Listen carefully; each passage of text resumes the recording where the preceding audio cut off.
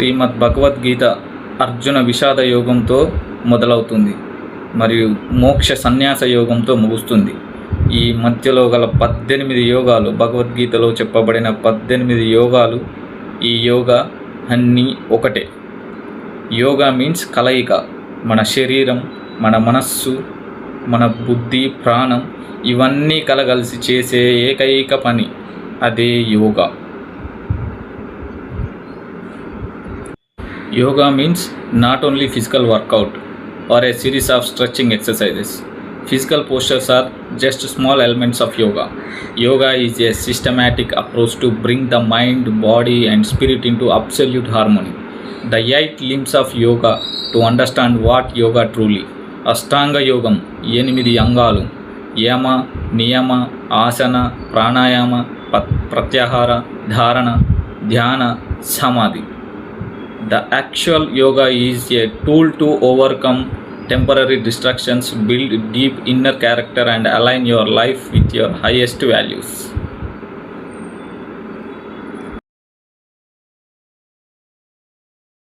అంటే అసలైన అర్థం బంధం లేదా కలయిక లేదా ఏకీకరణ. ఈ పదం సంస్కృత మూలమైన యూజ్ అనే పదం నుంచి వచ్చింది. దీనికి జత చేయడం లేదా కలపడం లేదా సంధానించడం అని అర్థం.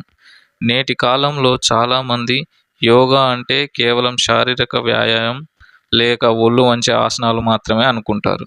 కానీ ఆధ్యాత్మికంగా మరియు తాత్వికంగా చూస్తే శారీరక ఆసనాలు అనేవి క్రమశిక్షణతో కూడిన, స్పృహతో కూడిన మరియు ఒక ఉన్నతమైన లక్ష్యం వైపు కొనసాగే జీవన విధానంలో ఒక చిన్న భాగం మాత్రమే.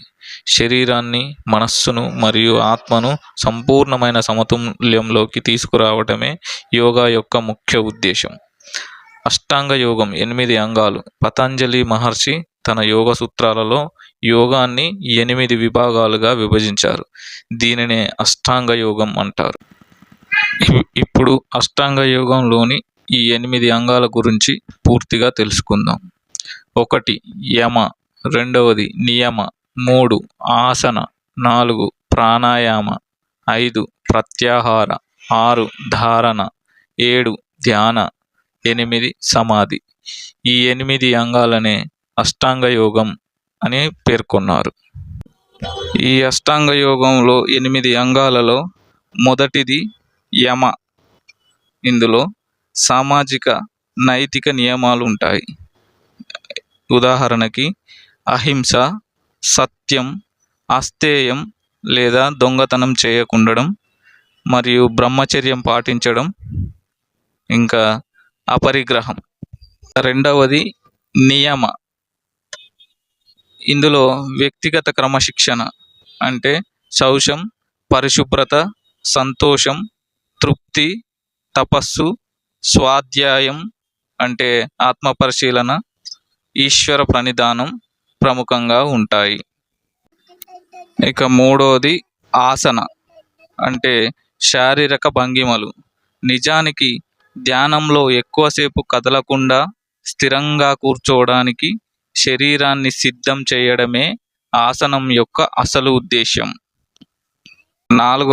నాలుగవది ప్రాణాయామ అంటే శ్వాసపై నియంత్రణ మరియు ప్రాణశక్తిని క్రమబద్ధీకరించడం. ఇక 5వది ప్రత్యాహార అంటే ఇంద్రియాలను బాహ్య ప్రపంచం వైపు వెళ్ళకుండా అంతర్ముఖం చేయడం. అంటే బాహ్య ఆకర్షణల నుండి మనస్సును మళ్లించడం, మనలోకి మనమే తొంగి చూడడం. ఇక 6వది ధారణ అంటే మనస్సును ఒకే అంశంపై లేదా ఒకే లక్ష్యంపై లగ్నం చేయడం. దీనినే ఏకాగ్రత అని కూడా అంటాం. ఇక 7వది ధ్యాన అంటే అంతరాయం లేని నిరంతర ఏకాగ్రత స్థితి. దీనినే మెడిటేషన్ అని కూడా అంటాం. ఇక చివరిది 8వది సమాధి అనగా పరమస్థితి లేదా ముక్తి. ఇక్కడ వ్యక్తిగత స్పృహ, అంతిమ సత్యంతో లీనమవుతుంది. అంటే ఇక వ్యక్తి గాలిలో తేలినట్టుగా పూర్తిగా బరువు లేని విధంగా తయారవుతాడు. ఇక అతని మనసులో ఎలాంటి మలినమైన ఆలోచనలు కానీ ప్రాపంచపు విషయాలతో అనుసంధానం కానీ ఉండక పూర్తిగా విశ్వంతో ఏకమవడమే ఈ సమాధి.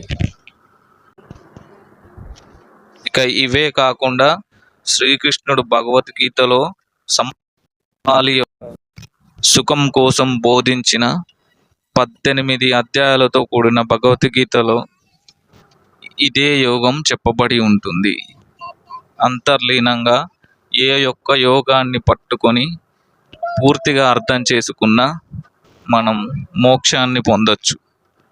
సో ఈ శ్రీమద్ భగవద్గీతలోని 18 అధ్యాయాల యొక్క పేర్లను వరుసగా తెలుసుకుందాం. మొదటిది అర్జున విషాద యోగం, రెండవది సాంఖ్యయోగం, 3 కర్మయోగం, 4 జ్ఞాన కర్మ సన్యాస యోగం, 5 కర్మ సన్యాస యోగం, 6 ఆత్మ సంయమన యోగం, దీనినే ధ్యాన యోగం అని కూడా అంటారు, 7 జ్ఞాన విజ్ఞాన యోగం, 8 అక్షర పరబ్రహ్మ యోగం, 9 రాజవిద్య రాజగుహ్య యోగం, 10 విభూతి యోగం, 11 విశ్వరూప సందర్శన యోగం, 12 భక్తి యోగం, 13 క్షేత్రజ్ఞ విభాగ యోగం, 14 గుణత్రయ విభాగ యోగం, 15 పురుషోత్తమ ప్రాప్తి యోగం, 16 దైవాసుర సంవిపద్విభాగ యోగం, 17 శ్రద్ధాత్రయ విభాగ యోగం, 18 మోక్ష సన్యాస యోగం. అంటే యోగా అంటే కేవలం జూన్ 21వ తారీఖున జరుపుకునే ఒక ఎక్సర్సైజ్ లాంటిది మాత్రమే కాదు మిత్రమా. నిజమైన యోగం అంటే శరీరం ఎంతవరకు వంగుతుందనేది కాదు, జీవితంలో ఎదురయ్యే సవాళ్లను ఎదుర్కొనేందుకు మనస్సు ఎంత స్థిరంగా, పటిష్టంగా మరియు సమతుల్యంగా ఉందనేదే ముఖ్యం. ఇది తాత్కాలిక ఆకర్షణలను అధిగమించి ఉన్నతమైన జీవిత లక్ష్యాల వైపు, బలమైన వ్యక్తిత్వం, క్యారెక్టర్ నిర్మాణానికి తోడ్పడే అద్భుతమైన మార్గం. కాబట్టి యోగా అనేది ఒకరోజు చేసి ఆపకుండా ప్రతిరోజు మన మానవ జన్మ యొక్క అంతిమ సత్యాన్ని తెలుసుకునే వైపుగా మన మనస్సుతో మన శరీరం మనస్సు సంలీనమయ్యే ఏకైక క్రియే నిజమైన యోగా ధ్యానం.